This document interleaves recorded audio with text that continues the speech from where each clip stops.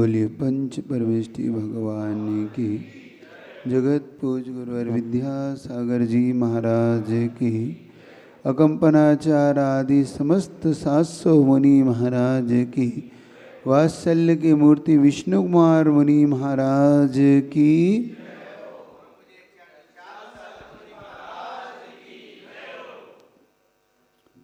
जीवन में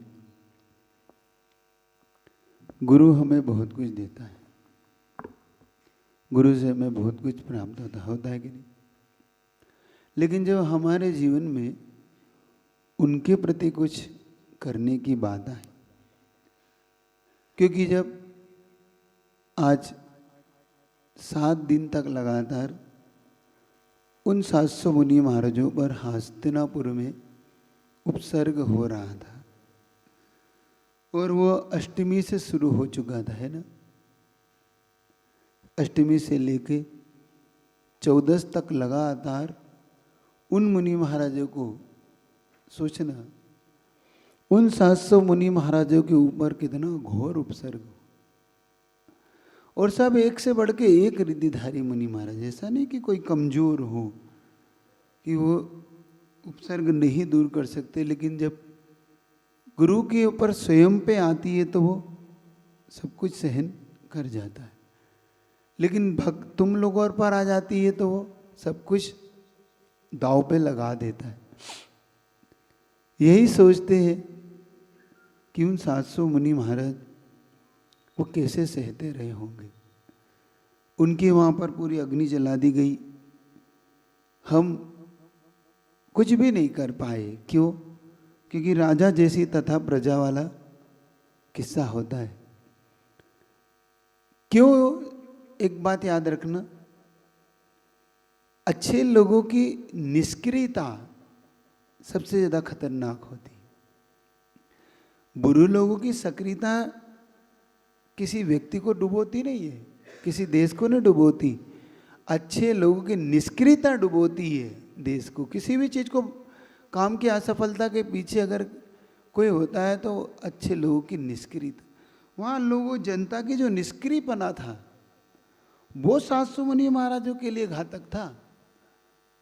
वो 700, मैं पूछता हूँ, अगर वो जनता, वहाँ के श्रावक अगर इस बात का प्रण कर लेते कि हम उपसर्ग कैसे हो सकता है, तो क्या वो बलि आदि जो 4 मुनि जो मंत्री हैं, तो क्या वो ऐसा उपसर्ग करने की प्रयास कर सकते थे? नहीं।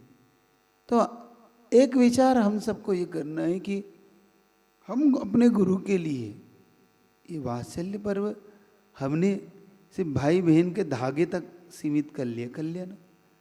हम इसको भाई बहन का पर्व मान बैठे। ये भाई बहन का पर्व था ही नहीं।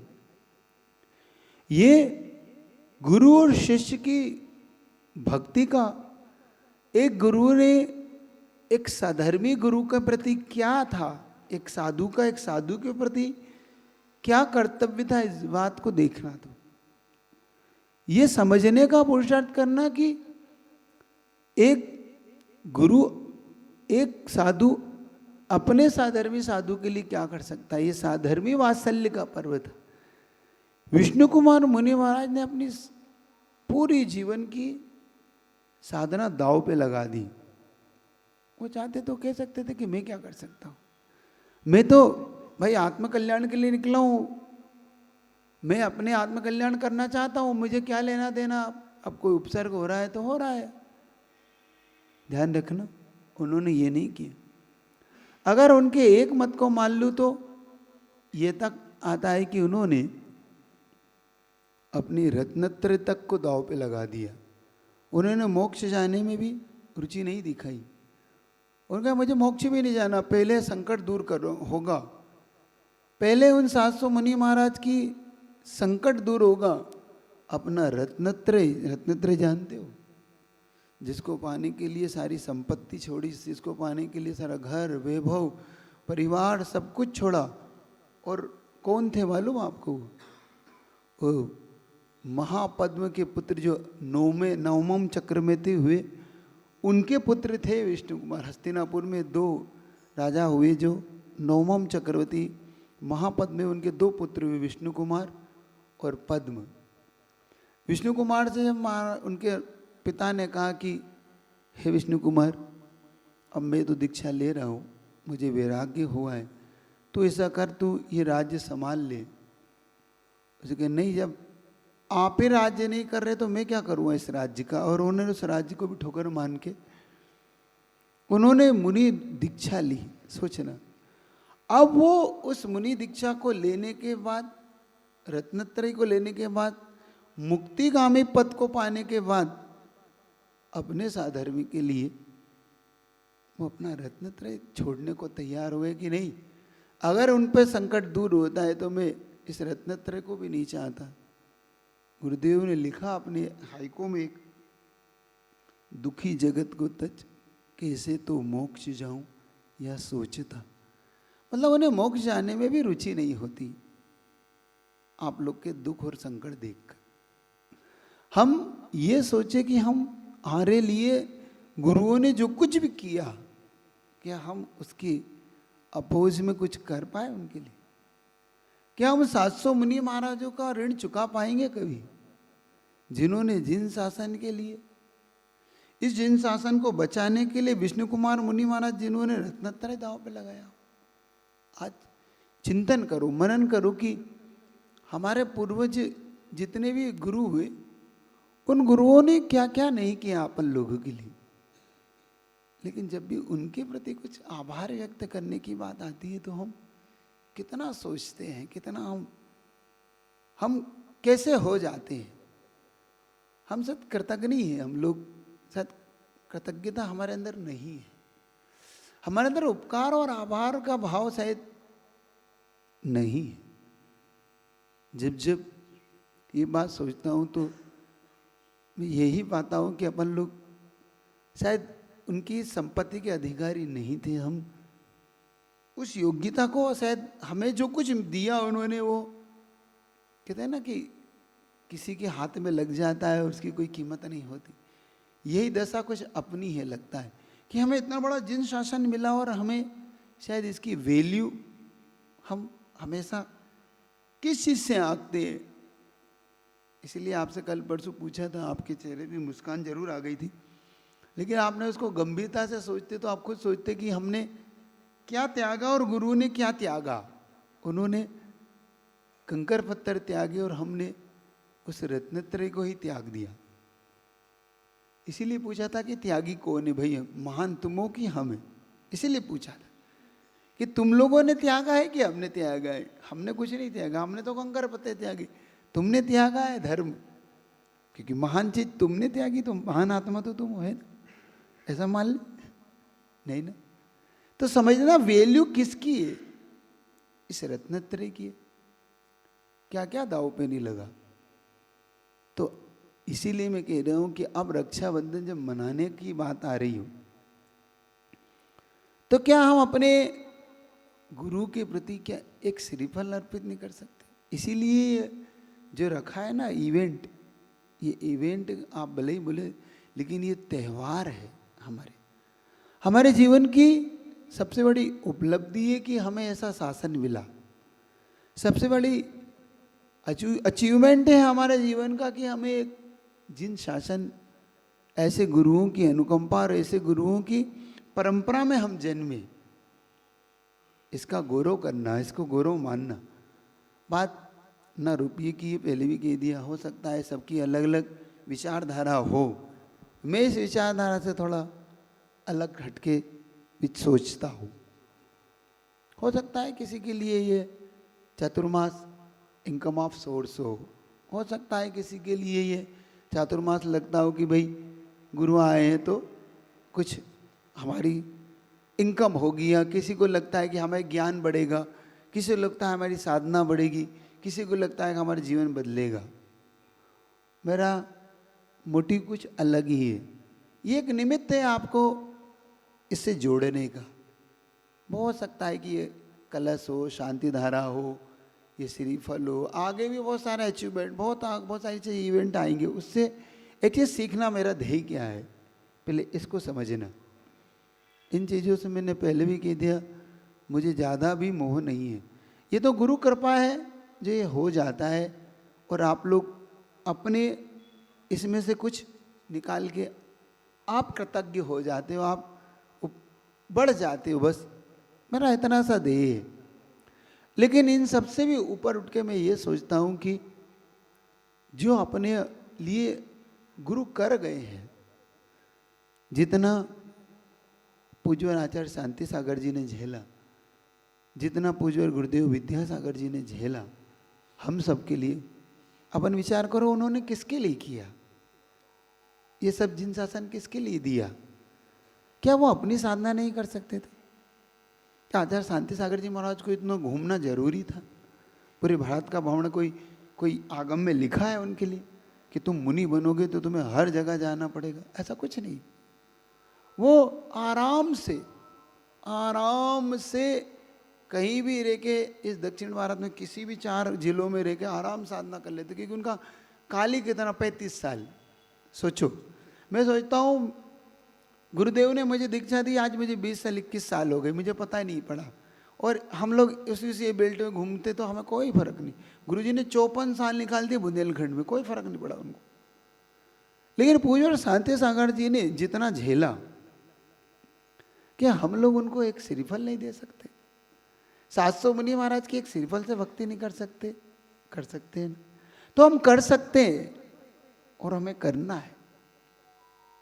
शांति सागर जी महाराज ने जो कुछ सहा, पुजवर के चरणों में हम कुछ नहीं कर पाते। 9000 से ज्यादा उपास करना, 9000 से 10,000 की कुर्बानियों के करीब करना, मतलब 27-28 साल, 35 साल की दीक्षा में 28 साल सिर्फ उपास में बिता देना। संकट, उपसर्ग। एक बात बताऊं, ये श्रमण संस्कृति कैसे उजाले में आई, इसको देखना कभी। ये 500 साल मुगलों का रहा। मुगलों का 500 साल रहने के कारण ये जितनी भी मुनि धर्म था पूरा का पूरा लोप हो चुका था। इक्के दुक्की जगहों पे, उत्तर भारत में कुछ जगह और दक्षिण भारत में कुछ जगहों पे रह गया था। और शीतलाचाल तो अब मैं कुछ कहना नहीं चाहता, उसका तो क्या हो रहा था। मठों में हो गया था, कपड़ों के भीतर रहने लग गए थे, एक जगहों पे हार होने लगे थे।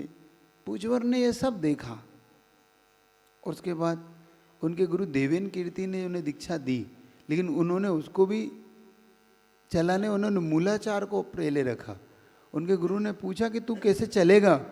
उसने कहा मुझे नहीं पता कैसे चलूँगा, लेकिन मेरे सामने जो मूलाचार है मैं तो इससे चलूँगा, इसके अलावा मैं कोई समझौता नहीं कर सकता। और कहते हैं कि उन्होंने सब कुछ बदला। वो कुन्नूर की गुफा में जब साधना करते थे तब भी इस जिन शासन को ज्यादा लोग नहीं जानते थे। जब अंग्रेज लोग इधर भ्रमण करने आए, देखना उस समय, क्योंकि अंग्रेजों का उस समय राज्य साम्राज्य था, तो कुछ अंग्रेज लोग जब पता पड़ा कि यहाँ पे कोई एक ऐसा साधु है जो इन गुफाओं में वास करता है, तो उस समय कैमरे बहुत कम लोगों के पास होते थे, और वो अंग्रेज फोटोग्राफर वो कुन्नूर की गुफाओं में जब वहाँ गया तो उसने शांति सागर जी का फोटो लिया साधना करते हुए। देखना कभी आपको मिलेगा ऐसे साधना करते हुए खड़े हुए।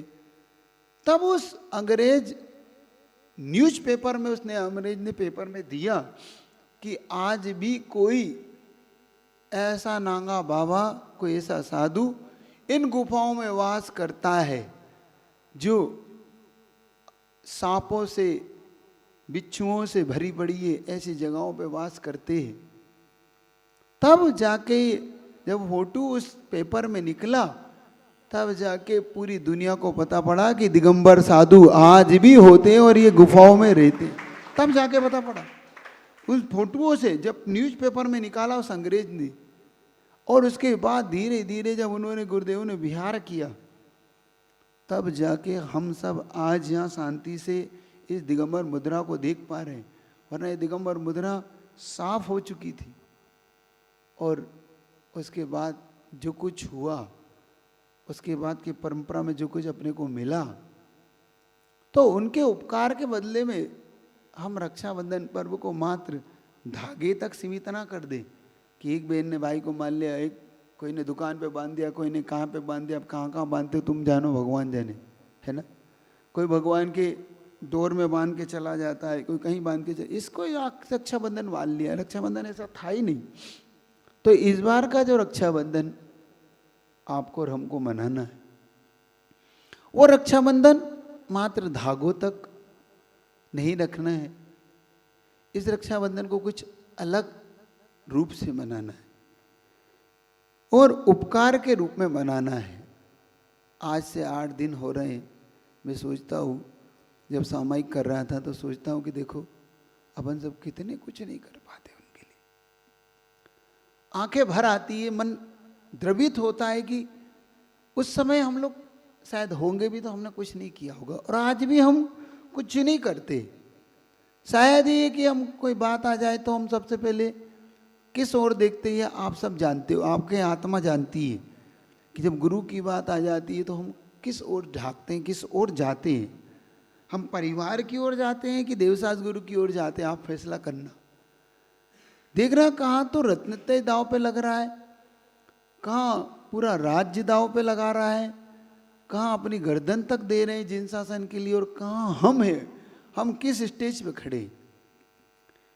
एक बात कहूँ, मैंने एक प्रश्न हमेशा किया, हम धर्म के लिए मरना पसंद करते हैं, कोई बात नहीं। अभी आपसे पूछूंगा तो आप भी तैयार हो जाओगे। आप में से अधिकतर लोग तैयार हो कि हाँ महाराज इस धर्म के लिए हम सब कुछ करेंगे, प्राण भी देंगे। वो मुझे नहीं चाहिए। तुमसे एक बात कहना चाहता हूँ, क्या तुम धर्म के लिए जीना सीख सकते हो? मैं मरना नहीं चाहता तुम्हें, मैं धर्म के लिए जीना देखना चाहता हूँ। क्या हम धर्म के लिए जीना सीख सकते हैं? धर्म के लिए मरना नहीं है हमें, धर्म के लिए हम जीना सीखें। मर तो बहुत जल्दी जाएंगे हम, 1 मिनट लगेगा, हम मरने को तैयार। जैसे देखो एक एग्जाम्पल देता हूँ, उसे समझ जाएगा। मान लो कोई मुझ पे एक पत्थर फेंक दे तो यहाँ पर हजारों जैन खड़े हो जाएंगे, किसने पत्थर मारा, किसने गुरु को करा।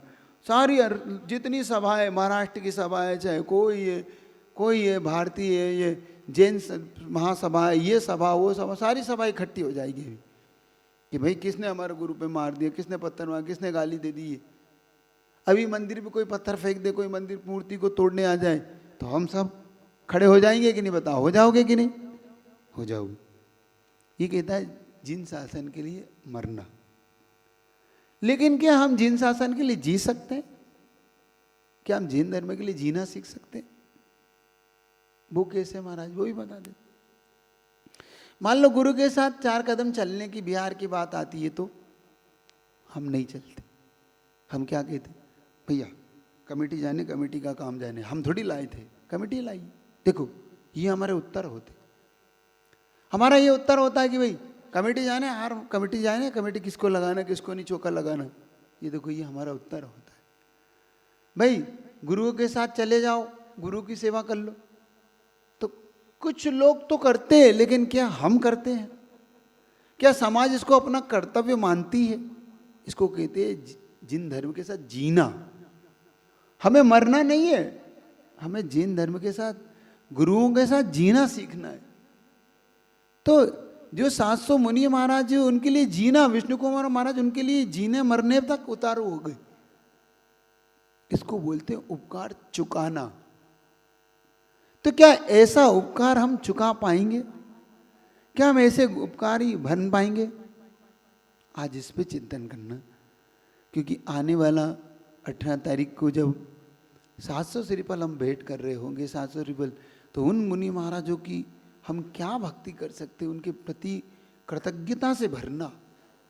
एक एक श्रीफल भी अगर भेंट करो तो अपने आप को धन्य मानना, कि मानना कि मैं एक एक महाराज की वंदना कर रहा हूँ, जो उन्होंने जिन शासन के लिए सहाय। भगवान मैं आपके लिए कुछ नहीं कर पाया, मैं तुच्छ हूँ, मैं को निकृष्ट हूँ, ऐसा विचार करके जब भरोगे तब लगेगा कि हम क्या कर रहे हैं उनके।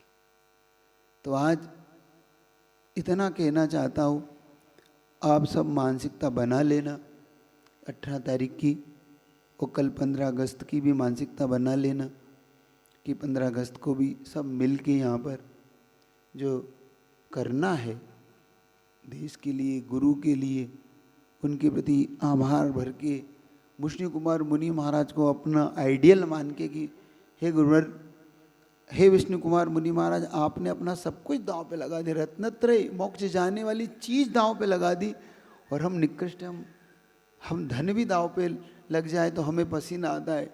हम थोड़ा सा भी त्याग करते तो हमें लगता है कि हे भगवान हमने क्या क्या, नहीं कुछ भी नहीं किया, इसे तुच्छ मानो। उन्होंने क्या किया उसके प्रति। तो आज से आने वाले उपसर्ग 8 दिन तक माला फेरना, भावना भाना कि आपने 8 दिन कैसे सहा होगा प्रभु। धुआं मुंह में घुस रहा है, कंठ रुद रहा है, मूर्छित हो रहे हैं। 800 मुनि महाराज, जब सोचो उन्होंने मांस के टुकड़े, ऐसी अग्नि पूरी चारों तरफ 700 मुनि को घेर के लगाई होगी, और ऐसा उसने होम के नाम पे, धर्म के नाम पे 8 दिन लगातार, कितना घोर उपचार। उनके मुंह में धुआं घुस रहा, अपन 1 मिनट धुआं घुसता है तो अपन खांसने लगते हैं ना, और वो मूर्छित होके गिर रहे।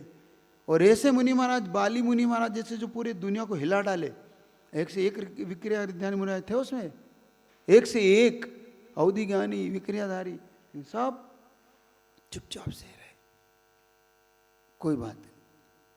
क्यों? क्योंकि अपने लिए नहीं करना है, ये परिचय है। महाराज उन्होंने ऐसा क्यों करा? उन्हें 22 परिचय सहन करना था कि नहीं, कि मैं अपने लिए करूंगा तो ये मेरा परिचय विजय नहीं कहलाएगा, मेरा ये कमी मानी जाएगी, मुझे नंबर कम मिलेंगे। लोग कहते हैं ना, आचार्य श्री इत्यादि सिकाई काटे थे तो खुद के लिए क्यों नहीं किया, ये प्रश्न उठाते हैं लोग। अरे वो हमेशा कभी अपने लिए करते ही नहीं थे, वो कभी नहीं करते थे। उनसे बहुत बार कहा कि आचार्य श्री आपके चरणों में सब कुछ है, आप दुनिया के लिए करते हो, आपके लोग से रज ले जाते हैं सब, फिर वो ठीक हो जाते हैं, आचार्य श्री आप अपने लिए क्यों नहीं करते? गुरुजी कहते नहीं, ये नंबर कम हो जाएंगे, इससे मेरे नंबर कट जाएंगे, मैं परिचय विजय नहीं कर पाऊंगा, इसलिए वो अपने लिए कुछ नहीं करते थे। लोग कहते ना कि ऐसे आचार्य से अतिशयकारी थे, आचार्य जी दूसरे ठीक हो रहे, आप खुद ठीक नहीं हो रहे। वो खुद ठीक नहीं, वो अपने लिए कभी करते ही नहीं थे। वह करना होता तो उनके लिए क्या कमी थी बताओ? 1 मिनट लगता उनको, सब ठीक हो जाता, लेकिन नहीं, उन्होंने उसे सहा। बहुत बार जब मैं इस बात को पूछा, एक हीलिंग वाले मेरे पास आए, बहुत बहुत तेज हीलिंग देते थे। जब मेरे पास गुरुजी ने 9 तारीख को छोड़ा, ये बात रहस्य बाद में खुला, वो मेरे पास आए थे 1-2 फरवरी को, महाराज मैं हीलिंग देना चाहता हूँ, अब गुरुजी इतनी दूर है, आप परमिशन दो। तो मैंने कहा परमिशन इसमें क्या है, मेरे गुरु के लिए करो, खूब करो। तो वो कहते महाराज जी खूब अच्छा हीलिंग जा रहा है, अच्छा है। तब तक वो 5-6 तारीख तक करते रहे, लेकिन उन्होंने 6-7 तारीख के बाद कहा कि आचार्य श्री के पास मेरी हीलिंग नहीं पहुँच रही। मैंने क्यों नहीं पहुँच रही? पता नहीं महाराज जी क्या है, बात क्या हो गई, पता नहीं पड़ रहा।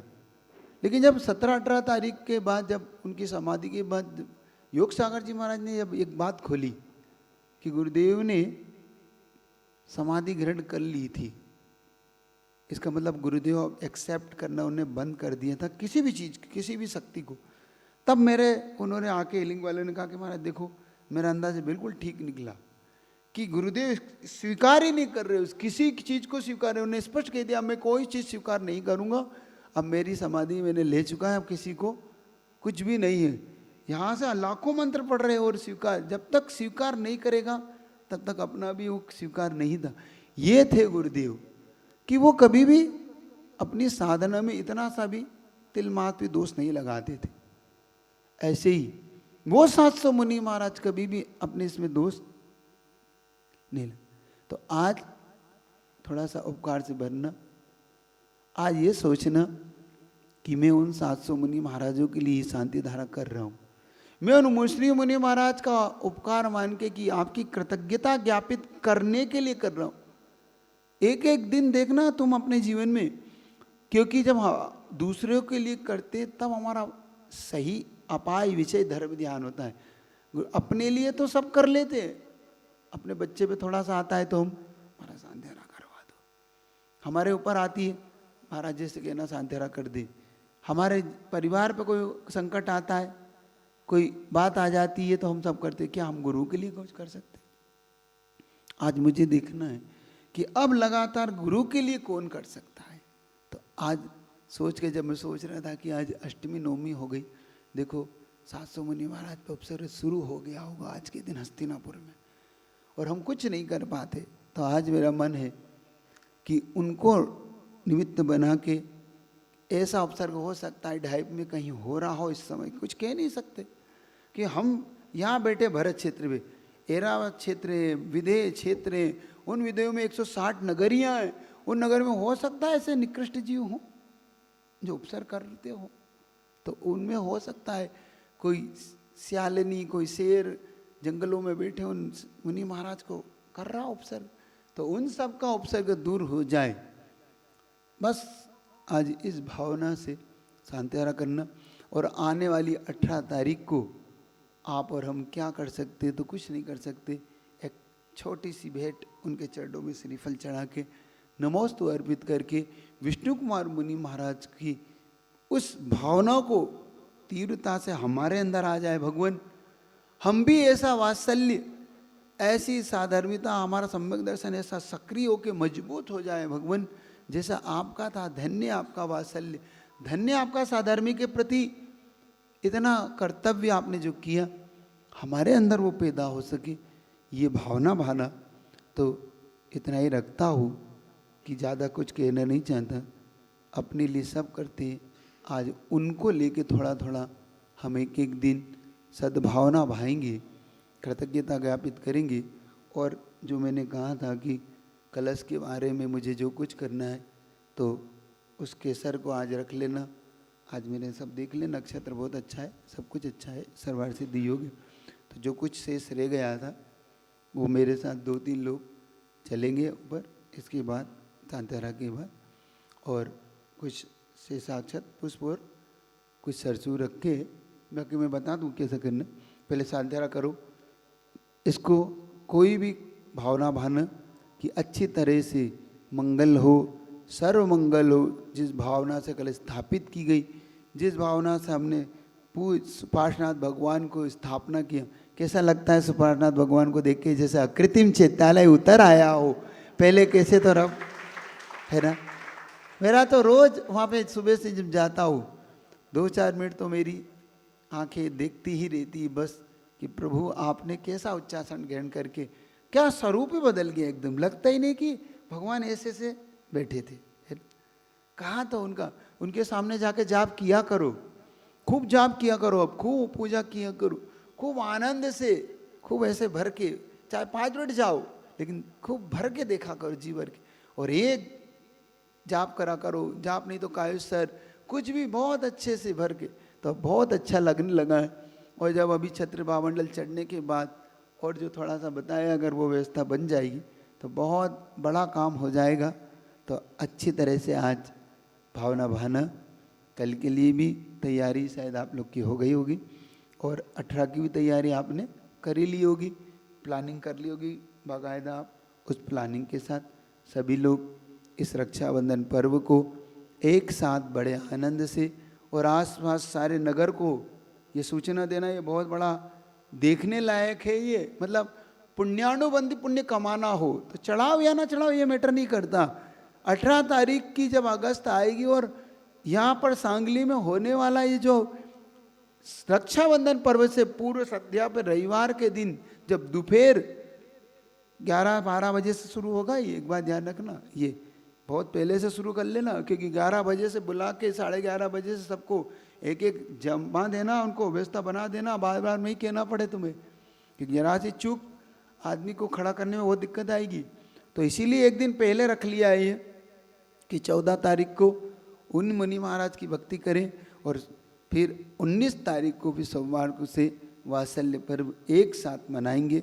वो कैसा मनाना, आहारचर्या के साथ मनाना, एक साथ सब लोग भावना भाना कि उन मुनि महाराज को 700 मुनि महाराज जब निकलेंगे तो हम कैसे आहार दान करेंगे, तो वो भी आहार का फिर दोपहर में एक साथ मनाएंगे। और मैंने ही कहा है कमेटी, अगर स्वयं सेवक कल आए थे आपके ये जो वीर सेवा दल वाले वो आए हैं हो तो उनसे चर्चा कर लेना। उस दिन मेरा मन है कि वो भी अगर आके एक साथ दोपहर में इस वात्सल्य पर्व को मनाएं तो बहुत अच्छा एक संकेत जाएगा पूरी समाज के लिए भी। तो आज जल्दी से कौन उन सासू मन महाराज के उपसर्ग को दूर करने के लिए अपना सब कुछ कैसे निछावर करते इसको देखना, कैसे वो उन्होंने किया। तो आज करना जल्दी से उसी भावना से कि उनका उपसर्ग दूर हो जाए। कहीं अगर उपसर्ग हो रहा हो तो ये भगवान हम कुछ कर तो नहीं पा रहे क्योंकि हम शक्तिहीन हैं, लेकिन इन यहाँ से सद्भावना भा रहे हैं कि सबका आनंद हो, सबकी अच्छे से साधना हो। इसी भावना से बोलिए मनुष्य पार्श्वनाथ भगवान की।